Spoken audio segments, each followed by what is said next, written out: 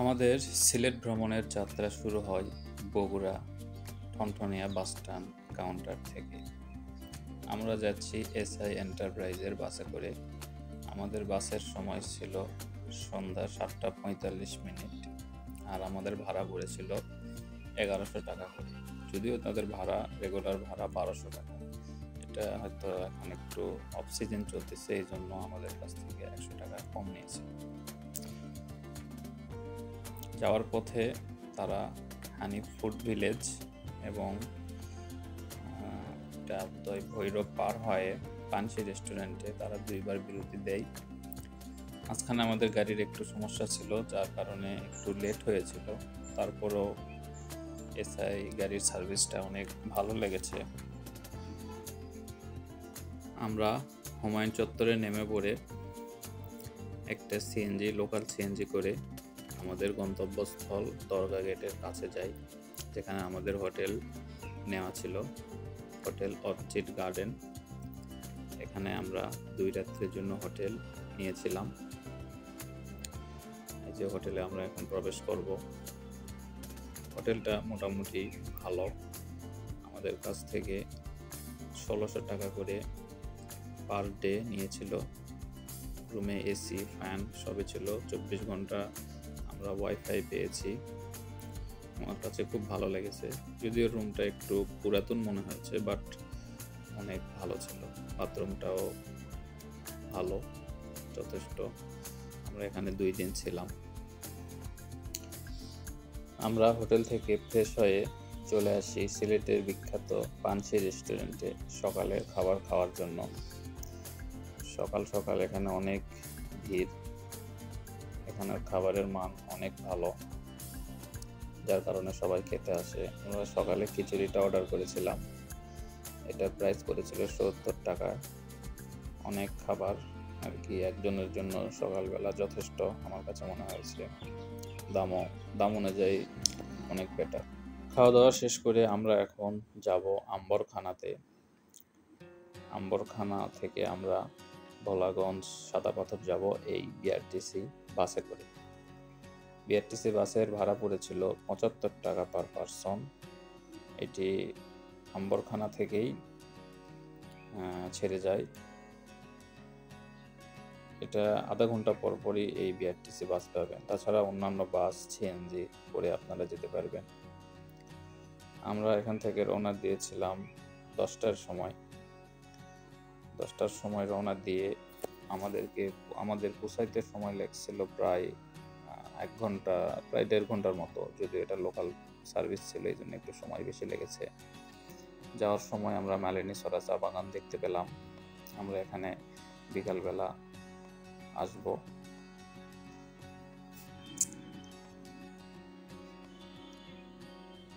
প্রথম চা বাগান দেখতে পেয়ে আর কি চোখ জুড়িয়ে যাচ্ছে। চারিদিকে পাহাড়ের ঢেউয়ের সঙ্গে সঙ্গে চা বাগানের সৌন্দর্য অপূর্ব লাগতেছিল। যেতে যেতে এরকম নদীর নাম জানি না, খুবই সুন্দর। আমরা ভোলাগঞ্জ প্রায় এসে গেছি। দূরে ইন্ডিয়ার পাহাড় দেখা যাচ্ছে। বাস থেকে নামার পরে আমরা এখন ভোলাগঞ্জ নৌকাঘাটের দিকে যাচ্ছি। এখান থেকে আমাদেরকে নৌকা নিয়ে যেতে হবে সাদা পাথরের কাছে। আমরা এখান থেকে একটা নৌকা নেই। নৌকার দাম ছিল 800 টাকা। 8 জন যেতে পারবেন এই নৌকা করে। একজন গেলেও 800 টাকা। আপনি 8 জন পর্যন্ত যেতে পারবেন, দাম পড়বে 800 টাকা। এটা যাওয়া আসা পর্যন্ত এই সার্ভিস তারা দিয়ে থাকে। আমরা এখন নৌকায় উঠে পড়ছি।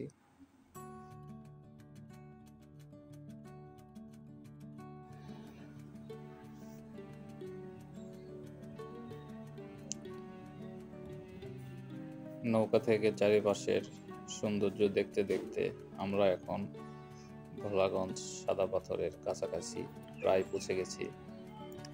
আমাদের পৌঁছাতে সময় লেগেছিল 8 থেকে 10 মিনিটের মতো। এইটুকু সময়ের জন্য তারা 800 টাকা করে নেয়।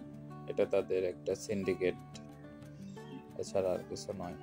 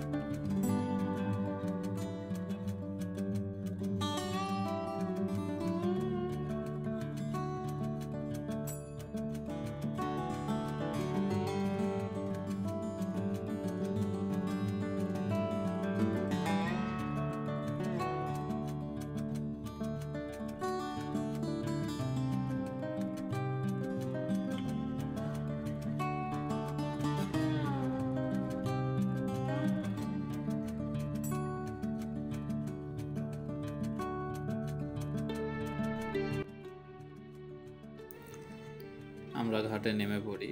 নেমে এই যে আমি কাপড় চেঞ্জ করে একবারে সাদা পাথরের যে মেন স্পট সেখানে আসি। এখানে সবাই গোসল করতেছে, এখানে সৌন্দর্য উপভোগ করতেছে। স্বচ্ছ পানির কলকল শব্দে চারিদিক একবারে মুখরিত হয়ে আছে। এখানের পরিবেশ এক কথায় বর্ণনা করা সম্ভব নয়। মনে হচ্ছে এটা বাংলাদেশ না, একবারে কোনো বিদেশে আমরা চলে আসছি, এরকম একটা জায়গা। আমরা অনেকক্ষণ ধরে এখানে গোসল করি এবং এখানকার সৌন্দর্য উপভোগ করি।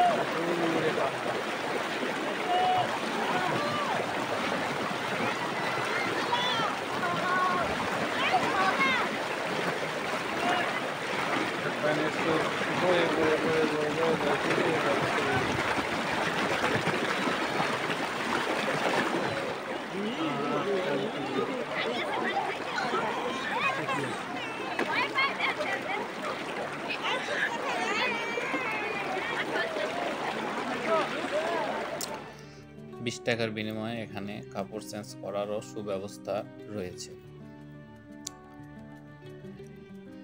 এর পাশেই রয়েছে ইন্ডিয়ান বিভিন্ন পণ্যের সমাহার, হরেক আইটেম যাকে বলে। এখানে ইন্ডিয়ার প্রসাধনী থেকে আচার, এমনকি আরও অনেক পণ্যই পাবেন। তবে এখানে সতর্ক থাকতে হবে, আর কি বুঝে শুনে জিনিস কিনতে হবে এবং অনেক দামাদামি করে কিনতে হবে, না হলে ঠকার সম্ভাবনা রয়েছে।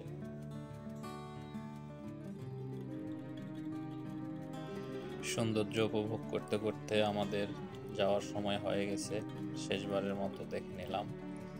আর এই যে এটা নৌকা আমাদের এতক্ষণ ধরে এখানে বসেছিল। তো নৌকায় চড়ে রওনা দিলাম আবার নৌকা ভোলাগঞ্জ ঘাটের উদ্দেশ্যে।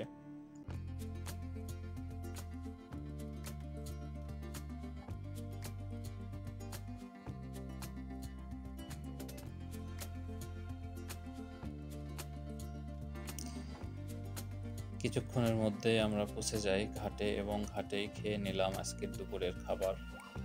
দুপুরের বলতে বিকাল হয়ে গেছিল, এই জন্য অনেক ক্ষুধা ছিল, ভাবলাম এখানেই খেয়ে নেই। তো খাওয়া দাওয়া শেষ করে আমরা রওনা দিয়ে দিলাম মালিনীছড়া চা বাগানের উদ্দেশ্যে। ভোলাগঞ্জ বাজার থেকে 60 টাকা পার পার্সনে আমরা একটি বাসে করে রওনা দিলাম। এটা সিলেটের বাসই, কিন্তু আমরা প্রতিমধ্যে মালিনীছড়া চা বাগানে নেমে পড়ি এবং এখানে ঢুকতে গেলে আপনাদেরকে 200 টাকা এন্ট্রি ফি হিসেবে দিতে হয়। এন্ট্রি ফি বলতে এটা গাইড ফি, এখানে গাইড নিয়ে ঢুকে তাদেরকে 200 টাকা করে দিতে হয়। তো আমরা সন্ধ্যা লেগে গেছিল বিধায় তাড়াহুড়া করে চা বাগানের সৌন্দর্য উপভোগ করতেছিলাম। এখানে সৌন্দর্য আরও উপভোগ করতে হলে আপনাকে অনেক সময় নিয়ে আসতে হবে।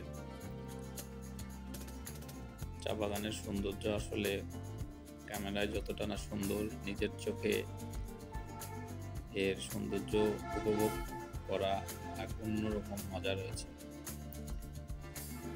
চারিদিকে শুধু চা বাগান আর চা বাগান। আমরা অনেকক্ষণই এই চা বাগানে কাটাইছি সময়, প্রায় সন্ধ্যা লেগে গেছিল, মাগরিবের মুহূর্ত এসে গেছে।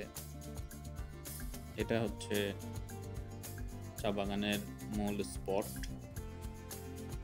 অনেক সুন্দর জায়গা। সামনে আমাদের গাইড ভাই, উনি অনেক ভালো মানুষ ছিল, আমাদেরকে সব জায়গা দেখাচ্ছিল এবং বলতেছিল কোনটা ভালো জায়গা, কোনটা ভালো স্পট। এখান থেকে যেতে মন চাচ্ছিল না। আমার মেয়ে আর আমি একটু এখানে ফটোশুট করলাম। বিকেলে সুন্দর একটা আবহাওয়া ছিল, বেশি গরম না, অনেক সুন্দর সময় কাটাইছি আমরা এই চা বাগানে। মাগরিবের মুহূর্ত শেষ হয়ে গেছে, আমরা এখন এই যে এরকম একটা অ্যাডভেঞ্চারের মধ্য দিয়ে যাচ্ছি। একটু ভয় ভয় লাগতেছিল, সঙ্গে মেয়ে মানুষ ছিল। তো যাক, আল্লাহর রহমতে কোনো সমস্যা হয় নাই। আমরা এই যে চলে আসি মেন রোডে। এখান থেকেই এই যে মেন গেটের ছবি, এই দিক দিয়ে আপনাদেরকে এন্ট্রি নিতে হবে মালিনীছড়া চা বাগানে। তো ওই দিন রাতে বাসায় এসে আমরা আর বাইরে যাই নাই, আমরা নুডলস আর ডিম রান্না করে রাতের খাবারটা সেরে নেই, কারণ সেদিন বিকেলেই আমরা খেয়েছি, এই জন্য রাতে কোথাও গিয়ে খাই। আর আজকে আমাদের সিলেটের দ্বিতীয় দিনে আমরা সকালে রিক্সা নিয়ে সকালের নাস্তা করতে যাচ্ছি মন্টানা রেস্টুরেন্টে, সিলেটের একটা বিখ্যাত রেস্টুরেন্ট। তো এখানে আজকে আমরা সকালে চিকেন খিচুড়ি অর্ডার করছিলাম। এখানে তাদের মেনু কি কি খাবার, আর আমি নান আর সবজি, এটা দিয়ে আজকে আমাদের সকালের খাবার ছিল। সকালের নাস্তা শেষ করে আমরা চলে আসি সোপানীঘাট। সোপানীঘাট থেকে আমরা বাসে করে 150 টাকা করে নিচ্ছিল, বাসে করে রওনা দেই জাফলংয়ের উদ্দেশ্যে। রাস্তার পাশে থেকেই ইন্ডিয়ার দূরের পাহাড় দেখতে যে কতটা ভালো লাগতেছিল তা বলে বোঝানো সম্ভব নয়।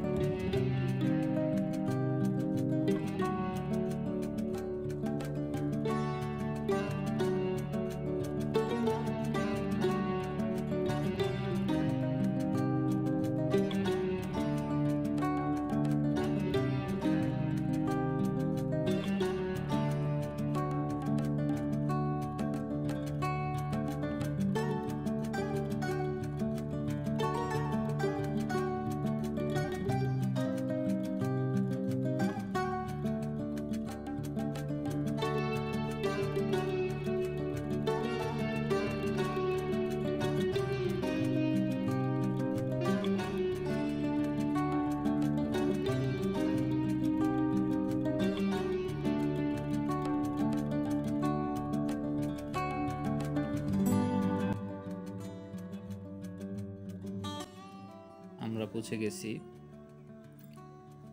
এই দিক দিয়ে সামনে চলে গেলেই জাফলং শহর। জাফলংয়ের একটু আগেই তারা এখানে নামায় দিবে। এখান থেকে 10 টাকা করে অটোতে করে আপনাদের জাফলংয়ের মূল পয়েন্টে যেতে হবে। সামান্য দূরে হেঁটেও যাওয়া যাবে, কিন্তু রোদ একটু বেশি ছিল বিধায় আমরা অটোতে করেই যাই। এখানে সবাই দোকানের পসরা সাজিয়ে বসে আছে। খাওয়ার জিনিস, রেস্টুরেন্ট, ইন্ডিয়ান বিভিন্ন পণ্য সবই পাবেন। এখানে যেসব পাহাড় দূরে দেখতে পাচ্ছেন সবই ইন্ডিয়ার। আর সামনেই ডাউকি শহর, মেঘালয়, পাহাড়, এসব হাত বাড়ালে ছোঁয়া যাবে এরকম দূরত্বে এসব শহর। খুবই সুন্দর দেখতে। আর দূরে দেখতে পাচ্ছেন ওটাই যে মেন জাফলং টুরিস্ট স্পট। এখন পানি কম বিধায় চর জেগে গেছে। আমরা পৌঁছে গেছি। দূরে দেখা যাচ্ছে ডাউকি ব্রিজ। আর এখানে টুরিস্টরা সব বসে আছে।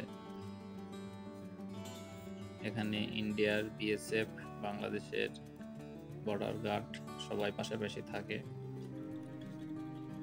এটাই মনে হয় বাংলাদেশ আর ভারতের একমাত্র খোলা বর্ডার যেখানে কোনো ব্যারিকেড নেই, তবে সবাই সজাগ থাকে যেন কেউ কারো দেশে না যেতে পারে। বাংলাদেশে প্রচুর পর্যটক। এখানে বসে থাকার জন্য সুন্দর ব্যবস্থা রয়েছে। 100 টাকা দিয়ে আপনারা আনলিমিটেড সময়ের জন্য বসে থাকতে পারবেন। সিঙ্গেল চেয়ার, 2টা নিলে 200 টাকা, কিন্তু সময়টা আনলিমিটেড। এই জন্য এটা খুব আমার কাছে ভালো লাগছে।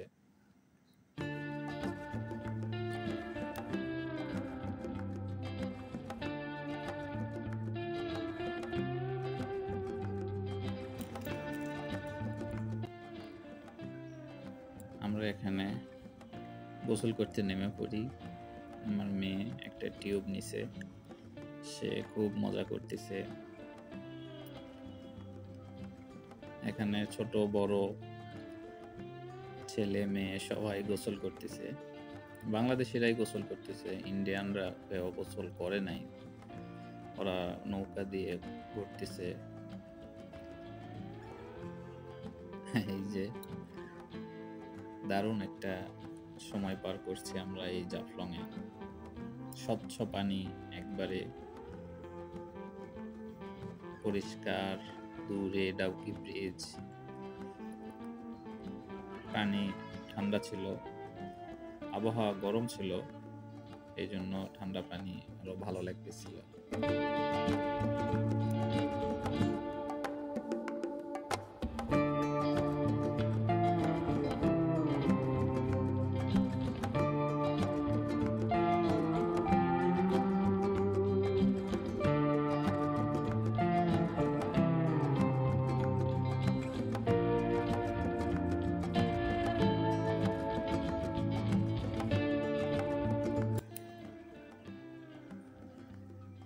গোসল শেষ করার পরে আরো কিছুক্ষণ আমরা এখানে রেস্ট নেই এবং বিকালের সৌন্দর্য উপভোগ করি।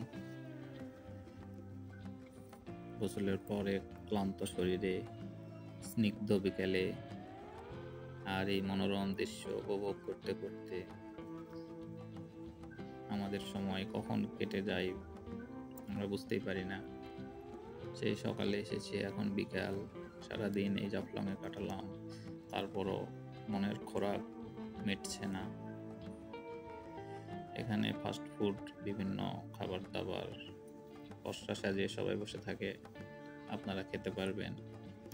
আসার সময় বেশি করে একটু চা নিলাম এখানকার স্থানীয়। তো আমরা এখানে চা সহ আরো কিছু কেনাকাটা শেষ করে চলে আসি। দূর থেকে আরেকবার দেখে নিলাম জাফলং শহরটাকে, কিন্তু এর আশেপাশের পরিবেশটা অনেক নোংরা। কর্তৃপক্ষ দেখার কেউ নাই বলেই মনে হলো। পরিষ্কার পরিচ্ছন্ন থাকলে জায়গাগুলো আরো সুন্দর লাগতো। এখন আমরা এই জাফলং পয়েন্ট থেকেই সিলেটগামী বাসের একটা টিকিট কেটে নিলাম। একটা বলতে দুইটা, আমরা দুইজন ছিলাম। 150 টাকা করে নিছিল সিলেট শহরের ভাড়া। বাসে করে দূরের পাহাড়গুলা দেখতে অসাধারণ লাগে। তো ফিরে আমরা দরগা গেটে রাতের খাবারটা খেয়ে নিলাম। সিলেটে আজকে আমাদের শেষ দিনে আমরা দরগা দেখতে চলে এলাম, শাহজালাল রহমতুল্লাহ আলাইহির মাজার। সকাল সকাল এখানে অনেক লোক চলে এসেছে। কেউ দেখতে এসেছে, কেউ ইবাদত করতে এসেছে, কেউ মানত করতে এসেছে। এখানে অনেক মানুষ তার নিজ নিজ মনের আশা নিয়ে এখানে আসে। সিঁড়িতে উপরে উঠলেই শাহজালাল রহমতুল্লাহ আলাইহির মূল কবরস্থান সেটা। এখানে নামাজ পড়ার জায়গা। আর এখানে বিভিন্ন লোক যারা আসে মাজার দেখতে, তাদের জন্য এখানে ইচ্ছা করলে ওরা থাকতে পারবে বলে আমার মনে হয়। আর আমরা এখন শাহজালাল মাজারের সবচাইতে যেটা আমার কাছে ভালো লেগেছে, এখানকার বড় বড় মাছ, বিশাল বিশাল আকৃতির গজার মাছ এখানে দেখতে পাওয়া যায়। অনেক বড় বড় গজার, যেটা আসলে চোখে না দেখলে বিশ্বাস করা যাবে না। এত বড় মাছ কিভাবে।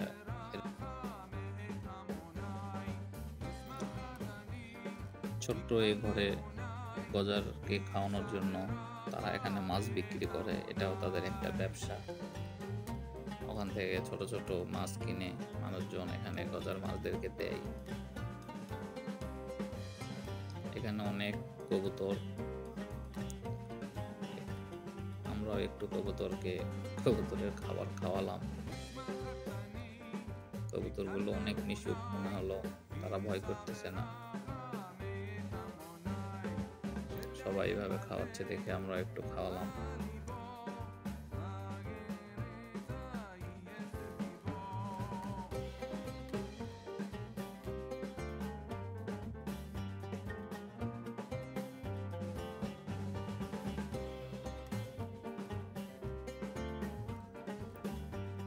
দরগা দেখা শেষ করে আমরা বাইরে চলে আসি। এটা দরগা গেটের বাইরে। এখানে এই রোডে বিদ্যুতের তার সব মাটির নিচে থাকে। আমরা হোটেলে ফিরেই চলে যাই আমাদের গন্তব্য ঢাকায়। আমরা ট্রেনে করে ঢাকায় ফিরবো আজকে। দরগা গেট থেকে 100 টাকায় একটা রিক্সা ভাড়া করে চলে আসি সিলেট রেলওয়ে স্টেশনে। সিলেট রেল স্টেশনটা একটু দেখে নিচ্ছি, আবার কবে আসা হবে জানি না। প্ল্যাটফর্মে ঢুকেই আমাদের ট্রেনটা দেখতে পেলাম। রাইট টাইমে এসেছে মনে হলো। ট্রেনটা এখন ধোয়া মোছার কাজ চলতেছিল, তো এই জন্য আমরা একটু সিলেটেও ফটোশুট করে নিলাম। ট্রেনটা একবারে ধকধকে চকচকে করা হয়েছে, খুব সুন্দর লাগতেছিল।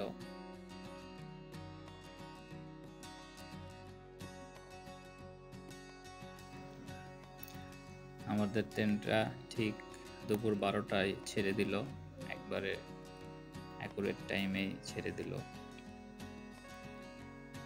আর ট্রেনের দুই পাশ দিয়ে এরকম চা বাগানের সারি দেখতে অসাধারণ লাগতেছিল। আসলে চা বাগানের এই সৌন্দর্য ভাষায় বর্ণনা করা সম্ভব নয়। মনে হচ্ছে সবুজ গালিচাকেও বিছায় রেখেছে। আমরা ট্রেনে করে রাত 8টার সময় ঢাকায় পৌঁছাই। আমরা ঢাকায় এক রাত আমার ভাইয়ের বাসায় অবস্থান করে পরের দিন ঢাকার গাবতলী থেকে এসআই এন্টারপ্রাইজের বাসে পড়ে বগুড়া চলে আসি।